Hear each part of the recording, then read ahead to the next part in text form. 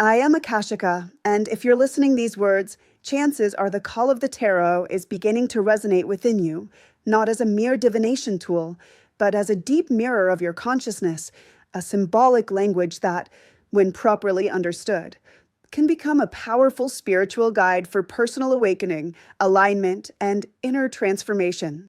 This text is an invitation to see the tarot from a new perspective, not as an external answer, but as a vibrational map that reflects your soul and connects you with more subtle realms of wisdom.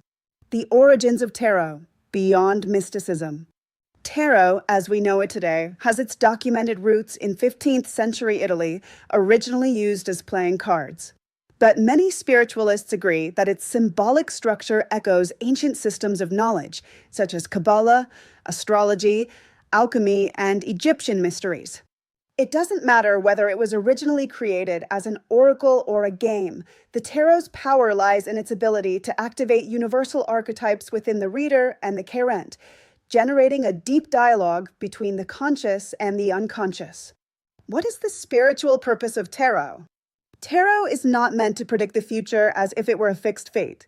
Its true purpose is to help you gain clarity in moments of confusion, reconnect with your intuition, identify energetic blockages and recurring patterns, hear your soul's voice when your mind is overwhelmed, make decisions aligned with your purpose, channel messages from your spirit guides or higher self. How to use tarot as a spiritual guide. Prepare energetically. Don't treat a reading like checking the weather. Breathe, center yourself, and connect to a clear intention. Ask open-ended questions. Instead of, will they call me? Ask, what energy surrounds this connection and what can I learn from it? Feel, don't just interpret. Tarot is not an instruction manual. Listen to what the images and symbols stir in you. Intuition is the key. Use meditative spreads. Sometimes a single card, contemplated in silence, offers more light than a complex spread. Don't ask out of trivial curiosity. Tarot responds best when approached with respect, sincerity, and genuine openness to self-discovery. Key characteristics of tarot as a spiritual tool. It is symbolic and archetypal. Each card represents energies that we all experience at different times in life. It is multidimensional. It can be read on physical, emotional, mental, energetic, and spiritual levels. It is a language of the soul. It doesn't dictate, it suggests. It doesn't impose, it invites. It activates the right brain hemisphere. It enhances intuition, nonlinear connection, and holistic perception. It accesses the collective unconscious.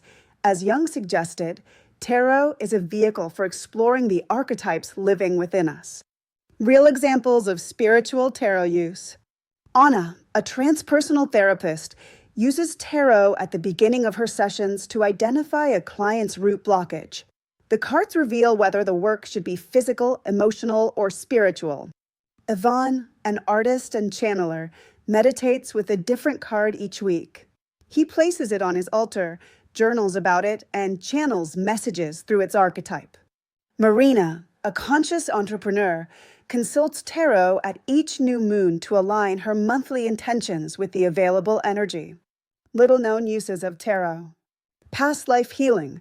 Through focus spreads, one can identify karmic patterns or past life memories. Activation of spiritual gifts. Some cards reveal dormant abilities that can begin to unfold. Shadow work. Tarot uncovers repressed aspects of your personality that must be integrated for growth. Creative channeling. Artists, writers, and musicians use tarot as a source of symbolic inspiration. Dream readings. Placing a card under your pillow can activate lucid dreams or receive symbolic dream messages. Creative ways to use tarot. Keep a tarot journal. Pull one card a day and write about how it shows up in your life. Use it as an emotional mirror. When feeling strong emotions, ask, what's beneath this? And draw a card. Try intuitive readings without physical cards. Once familiar with the archetypes, you can feel the cards during meditation. Create moon rituals with tarot. At new or full moons, use spreads for planting or releasing energy. Build mandalas with cards. Arrange cards in sacred geometric patterns on your altar to work on specific intentions.